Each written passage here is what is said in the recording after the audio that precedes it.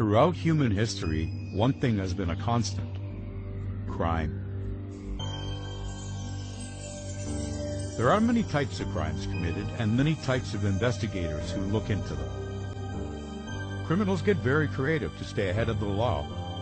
Find out crime doesn't pay. Join Jason Estes as he dissects various crimes, mysteries, and disappearances. Crime Maze. Well, hello there, everyone. Thank you so much for joining me today. I am Estes Crime Maze. That's right, my name's Jason, and this channel is called Estes Crime Maze. Thank you so much again for being here, sharing time with me today.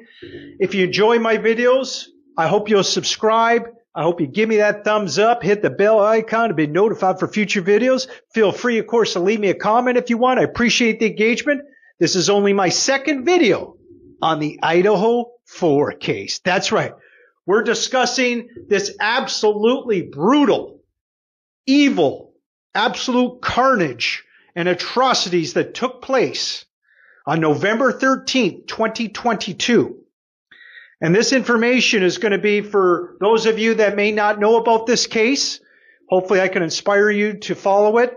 And for a lot of this information, or some of it, you will already know, those of you that follow this case really hardcore, okay? So again, November 13th, 2022, unfortunately, 4 brilliant, absolutely brilliant, beautiful young university students were stabbed, fatally stabbed to death, unalived, as YouTube apparently likes that word.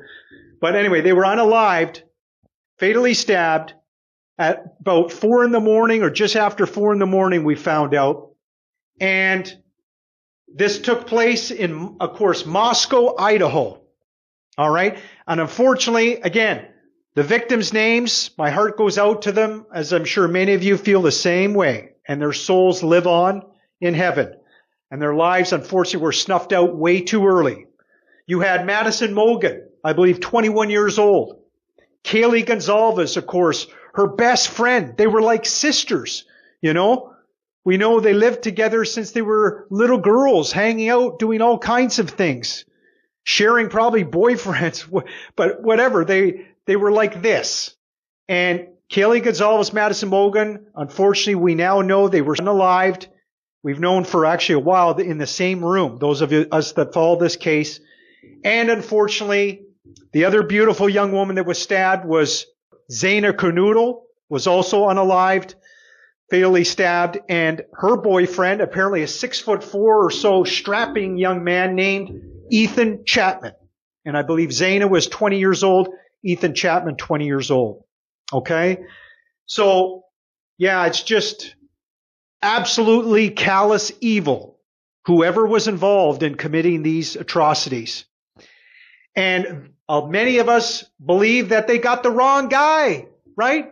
It couldn't have been done by most likely just one person, and it certainly wasn't done by the man that they arrested.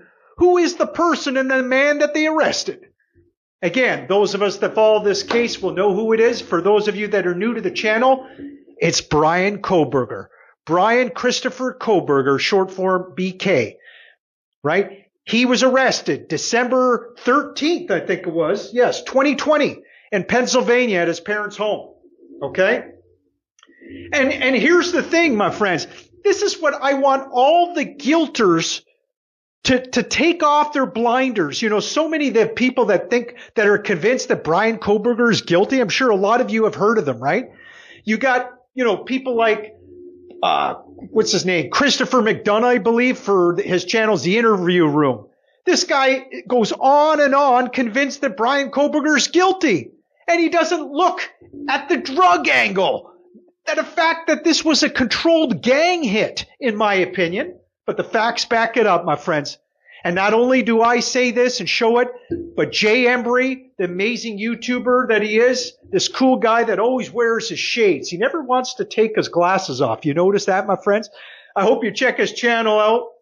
My buddy's doing amazing work. I leave comments for him all the time.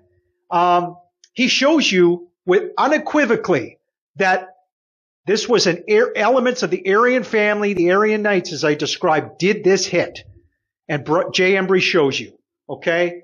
Unfortunately, right? And he shows you that, and all of us should know this, my friends, that none of these guilters talk about it. Even my buddy Daniel from Drunk Turkey Show. I love you, Daniel. You're a great guy. I was on his show, everyone, on the Drunk Turkey Show. Daniel invited me on, I don't know, many months ago. It was to talk about UFOs. Obviously a whole different subject. We had a blast. And Daniel's a good guy. He's also an ex-cop, much like Christopher McDonough. But Daniel's got the blinders on apparently too. Total tunnel vision. He will not take a step back and actually do a legitimate investigation, seemingly, into the gangs, the drug angle. Daniel, come on, reason, logic, common sense. Number one, Brian Kohberger could not have done this crime. And we're going to get into that more in a moment, everyone. And Daniel should be looking at the fact that the circumstantial evidence totally points towards elements, again, of the Aryan family, the Aryan Knights. And I describe, unfortunately, they did an epic retribution. These atrocities were the result and the actions of an absolute epic retribution that elements of these gang members had on the parents. Some of the parents involved, yes. And I'll give you a quick example, everybody. We know that the gang members, particularly the Aryan family, the Aryan Knights, much like some of the cartels out there, they won't even go after, say if somebody snitches on them, or an informant, in other words, right? They won't even go after that person. They'll let them live, but they will go after their family. Just look, Jay Embry even shows you. It's almost like a policy they have, right? To further intimidate and scare the shit out of people. And they will go after their actual children at times. Let's say if a parent is a snitch. Well, this brings me to my point, everybody. We know that 4 of the female victims, and this is so sad, but 4 of the female victims, they had parents that were directly tied to or involved with or went to prison for trafficking hardcore drugs. Right there. That should give you the impetus. If you really want to do investigation and get true justice and find out who did these atrocities, then you should be digging right into the gang members. Could it be a controlled gang hit? Was elements of the Aryan family, the Aryan Knights involved? And if so, how and why? Well, I just told you, my friends, it was an epic retribution, I believe, because 4 of the female victims, I repeat, were either tied to, directly involved in, or went to prison for trafficking hardcore drugs. So obviously the parents, therefore, would be associated one way or another. They would be associating themselves, most likely, with a gang. And the gang certainly would know the parents for trafficking hardcore drugs. And if one of the parents, as Jay Embry strongly suspects, and I agree with him, probably Zainer Canoodle's stepmother and father, they were snitches. Absolutely, they were most likely snitches and informants. There's several informants probably in this case. So therefore, the gang members, unfortunately, they did these atrocities, I believe, and took these young, vibrant, beautiful, healthy people out. You know, the pushback has always been from all of us that realize that Brian Kohberger is innocent, right? We've always pushed back on all these guilters. One of the pushbacks has always been, and rightly so, is saying, there's no way Brian Kohberger is not physically capable of fatally stabbing 4 healthy people, even if it was 4 a.m, even if all the victims had, were drunk or high on drugs or half asleep or sleep. It doesn't matter, man. It takes so much energy. And what we all know, here's the other major pushback, right? I get so excited talking about this. Brian Kohberger, all the guilters and everybody else we've known for over a year, that Brian Kohberger, had no direct association or link to the victims. He didn't have any link to the family members. He didn't have any link to the residents or even really the community for that matter, right? How convenient for mainstream, lamestream media like Nancy Grace and all the other mainstream media that are covering this case, how convenient that they run with that narrative and all the guilters.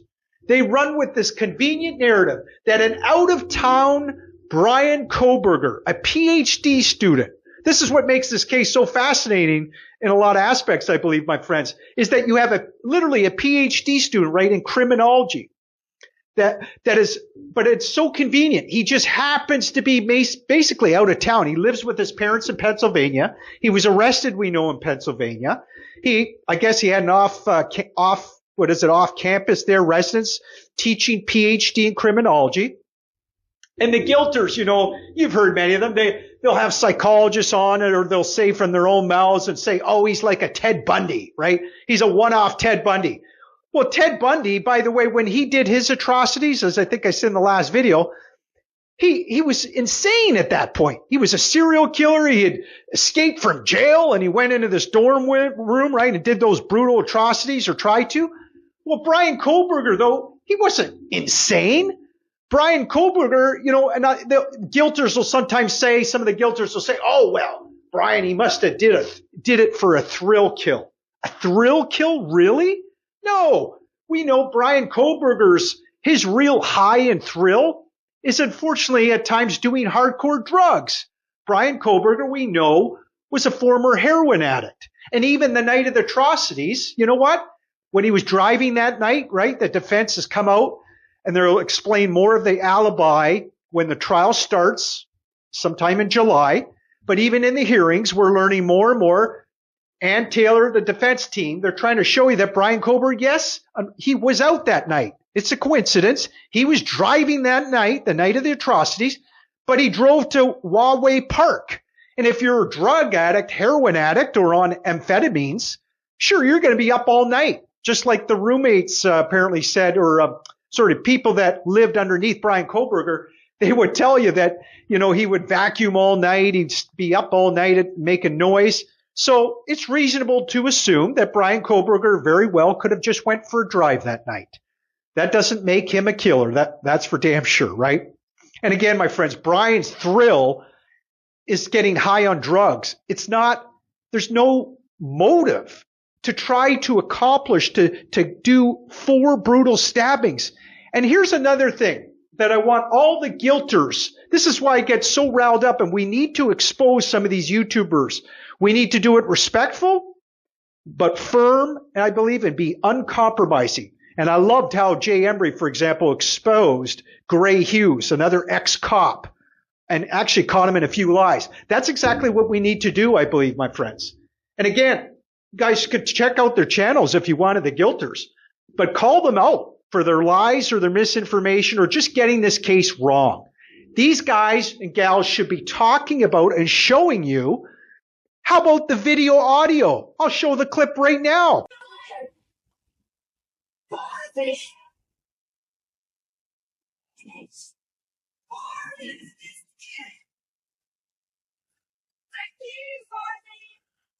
Jay Embry, Bubbly Waters, and others have shown you the actual audio video of a gang member who's out front of 1122 King Road the night of the atrocities. And it's no less a guy named Farley. Farley, one of the important characters in this story, my friends, right? He's either a lookout or he's one of the assailants. And you hear Xana Canuto's girlfriend. Apparently it was one of Xana's girlfriends, but you hear her shout out, I see you, Farley. I see you. But none of the guilters apparently want to tell you the truth on that. As a matter of fact, some of them don't even know about that important aspect of the case. I can't believe it. I left a comment for Daniel for Drunk Turkey Show, my buddy Daniel. I said to Daniel, do you know who Farley is? Have you heard the audio, the video? And he said, no. And I think I've mentioned that to Chris McDonough in the interview room as well. These guys don't even play that audio. This is so important, man. It shows you this is most likely a controlled gang hit. The facts back it up, right, everybody? As a matter of fact, Jay Embry shows you, too, that there was someone in the car for about 4 hours that night, whether it be Farley or one of his buddies, and someone was on a cell phone probably Farley talking to one of his buddies on the cell phone. I mean, come on. Does that show that Brian Kohberger was an assailant in this case? No, of course not. And you can see one of the assailants going into the homes. But again, my friends, Farley was either a lookout or he was one of the assailants, one of the two. Okay? This guy is a complete scumbag.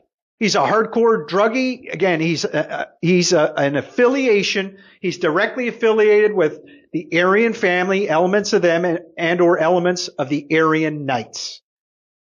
Again, my friends, this absolute brutal carnage, these atrocities were committed by elements, I believe, of the Aryan family, the Aryan Knights. I think there's no question about it.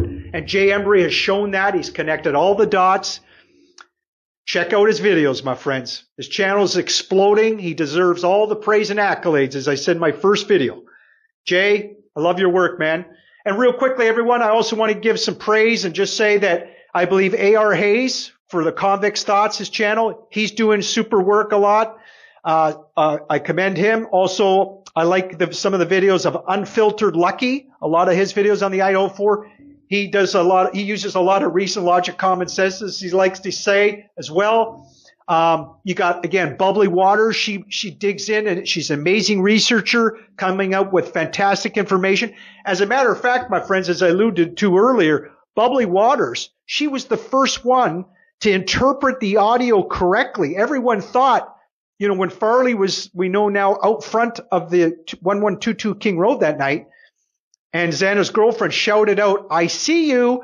Everybody else thought that they said Charlie, that she said Charlie. So we didn't know who the hell is Charlie, right? We didn't know, because we don't know of any gang member necessarily that's a Charlie involved in this story. But guess what? She found out it was Farley. You can hear her clearly, the girl say, if you listen carefully, she says, "I see you, Farley."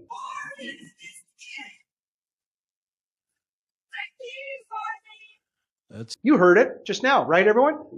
So there you go. But again, these guilters and mainstream media guilters like Nancy Grace, they don't want to go there, apparently. No. So again, my friends, they go with this more convenient narrative that this PhD student, Brian Kohberger, who happens to live out of town for the most part, right, has no directable connection to the victims, nor the residents, nor the family, and really not even that much of an association with the community. And part of that convenient narrative is that, Brian, he must have been, Brian's the killer, right? And he's jealous, I guess, of this friendship between the victims. The victims were targeted because Brian, he must have been jealous, again, of their friendship. It's absolutely ludicrous when you really think about it, right, everyone? And especially when you look at the drug angle, the gang side of things. Okay, my friends, this epic retribution that really did take place. Not from Brian Kohberger, from a gang hit. Okay? Again, my opinions, but the facts back it up. And again, part of the convenient narrative that we've heard for a long time, mainstream media, Nancy Grace and others, and all these guilter YouTubers for the most part, right? They go along with, I'm going to go along with law enforcement's narrative and the university establishment, where they try to tell you that, we extracted. This is very, very suspicious, right, everyone? They claim that there was a knife sheath found on Madison Mogan, either on her body or lying right next to her, we know. By the way, they don't even say there was any blood on the knife sheath. You'd think there'd be blood all over it because there was so much blood at this crime scene. We know this. Okay, right, everyone? So much absolute carnage, unfortunately.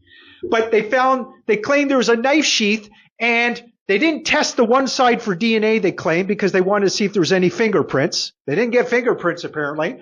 So the other side of the knife sheath, that Jay Embry shows you, the side that they tested on the button snap, that it's brass. Right, everyone? It's brass. And why do I say this? Because brass degrades DNA, we know. Jay Embry and others show you very, very quickly. So, it would be a big stretch sometimes to even think that we don't even know if they could have really got that DNA tested properly and in time at the labs because, again, brass particularly on a little button snap with touch DNA, it's going to degrade within, I don't know, 8, 12 hours or so, right, everyone? Depending. So it's very suspicious. And then the fact that they extracted the DNA and they linked it to Brian Kohberger, we know, right, using this IgG, forensic genealogy. It's an amazing technology, don't get me wrong. But again, my friends, this is a new technology. We know it's hardly been used in court. And yet, all the guilters, they have to hop on that narrative as part of the convenient narrative, right? That, oh yes, law enforcement, they're telling you the truth. We could trust law enforcement. There was no corrupt cops involved. Give me a break. Come on. We know, we can understand and use reason, logic, common sense that unfortunately you most likely had a corrupt cop that planted that knife sheath there, or if they didn't plant the knife sheath there, they certainly came up with this bogus touch DNA, again, using this IgG. By the way, the FBI, we now know, of course, they're still not transparent completely about what they did in the IgG process, right? The snippet that Ann Taylor shows doubled in length. We don't know how that happened with the FBI. There's so many unknowns, my friends, and there's so much cover up. And I think it's plain as day, my friends. And why, right? Why would law enforcement and or the university establishment, we know they're working together largely, why would they cover it up? Why would they pin it on an innocent man, Brian Kohberger? I'm sure many of you ask yourselves that question, right? Well, I think it's a clear-cut answer, and many people have said it. Reason, logic, common sense, my friends. You know that the university, especially the establishment, they're very greedy, starting from the president probably and onwards. But no, the university depends on revenue, a lot of revenue, right? So if law enforcement in that community and the university establishment, you know that they will not allow, or they're going to try to cover this up because they do not want people to know the truth, that there's more than one assailant. Think about it, everybody. Not only do they're scared to death, they don't want the students and the parents of the students to know that this, or suspect that it was a gang hit. Can you imagine? Can you imagine if a parent even suspected the truth that this was a controlled hit from like the Aryan family, the Aryan Knights, etc.? You think they would allow their kids to go back to school? We know the answer to that, right? Absolutely no. They would not allow their kids to go to school, rightly so. So what have they done? I think, again, my friends, follow the circumstantial evidence. It's overwhelming. They set up Brian Kohberger as a patsy, this PhD student who just conveniently happened to be out of town. Isn't that convenient for the university in Moscow, Idaho, right, everyone? They're not even setting up a patsy that actually lived full-time in Moscow, Idaho. He lives a lot with his parents in Pennsylvania, for heaven's sakes. So again, my friends, and I said in the first video, I think I'm convinced I'm the only one to actually say this part, which is, I believe partly how they got to Brian Kohberger is that the University of Moscow, Idaho, remember, it's a very old university, and my friend Dr. Shiva tells you that some of these old universities, they have a dossier on their students. That's right. I describe it's almost like a control file. So they're going to have a lot of dirt on a lot of their students. They can blackmail the students if they want to. They're keeping an eye on. They know their backgrounds. So my point is, my friends, I believe law enforcement, that's how they got on to Brian Kohberger very quickly and the university, because they know their students. They know we've got this awkward man, this awkward student, Brian Kohberger, because he was awkward by all accounts. And they know that he's a former heroin addict. He's a druggie. And a lot of law enforcement probably would look at Brian Kohberger like, oh, he's just another scumbag. He's a hardcore druggie. We don't give a shit about him. Let's set him up. Let's set him up. He was out that night. He happened to be driving, but we're going to get the evidence to point towards Brian Kohberger. I believe that's what a lot of law enforcement did. In this case, my friends, I think it's clear. And yet the truth is, my friends, again, in my opinions, this was clearly a controlled gang hit. Again, epic retribution. Because again, my friends, elements of the Aryan Knights and the Aryan family, just like a lot of the cartels out there, if there's a snitch, let's say the parents were the snitches and informants in this case, some of the informants, the Aryan Knights, the Aryan family, they won't even go after them. They'll let them live. But we know that it's almost like a policy that they have as part of their intimidation and scare tactics. Again, they won't go after them. They'll go after their family members. Think about that, my friends. So I believe all 4 female victims, again, we know they had family members. All their parents were directly tied to or associated with or, were in prison with dealing hardcore drugs. So these gang members, they took it out on them, I believe, my friends. They went after their kids, unfortunately, these beautiful, precious students. And again, my heart goes out. Our hearts go out to Madison Mogan, 21 years old, I believe. Kaylee Gonzalez was 21 years old. Ethan Chapman, 20. And Zaina Cornudo was 20 years old. Their lives were taken out way too early in the most brutal fashion. And it certainly wasn't done, I believe, by one assailant. And it wasn't done by this PhD student criminology, Brian Kohberger. But isn't it fascinating, right, everyone? It makes it, another rabbit hole, another fascinating part of this case that, Brian Kohberger just happened to be studying his PhD in criminology, no less, right? But again, the guilters will try to make you think it's, he's a one-off Ted Bundy. And they got a lot in common just because Ted Bundy just happened to take criminology as well, right? Probably a PhD, I forget. But no, Ted Bundy, again, when he went into the dorm rooms, he was off his rockers, man. He was insane. He had escaped from prison. He was already a serial killer. Brian Kohberger has hardly anything in common with a Ted Bundy. So all you guilters who use that narrative and or have psychologists on your show going that route, it's absolutely nonsense. So there you go, my friends. That's the truth on the Idaho 4 in a nutshell. I look forward to doing more crimes on the Idaho 4. We're going to discuss the roommates more, the surviving roommates, of course. That's Dylan Mortison and Bethany Funk. That's right. We're going to discuss interesting speculation and why I believe why they were not touched, why they survived. Think about it, my friends. I'll just give you a quick interlude on this video. We know Dylan Mortison's boyfriend. He was either affiliated with some of the Aryan Knights, the Aryan family, or we know his father was. Think about that, my friends. So obviously the boyfriend would have a reason to protect Dylan Mortison, and in this case her girlfriend Bethany Funk, right? You would think he would tell the gang members, don't you touch those two though, okay? Reason, logic, common sense, I think, everyone, right? And again, my question for Bethany Funk is, and I ask you out there, all my amazing YouTubers out there and people that are watching other YouTubers and associating yourself with this case and wanting justice, do you think Bethany Funk is in protective custody? I think she is. Why do I say that? Think about it. Isn't this fascinating, my friends?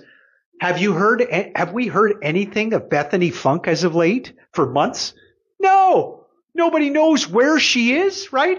And why wouldn't she live in Moscow, Idaho still? Why wouldn't she at least continue her friendship, a close friendship with Dylan Mortison, her roommate, one of her best friends, right? There's only one reason, I think, my friends, because she's in protective custody, most likely. And because she knows who did the crimes, most likely. It was a gang-controlled hit, man. She's going to know about Farley, who was out front that night, for example, one of the gang members. Think about that. So I can't blame Bethany Funk. She probably is in protective custody. And again, think about it, my friends.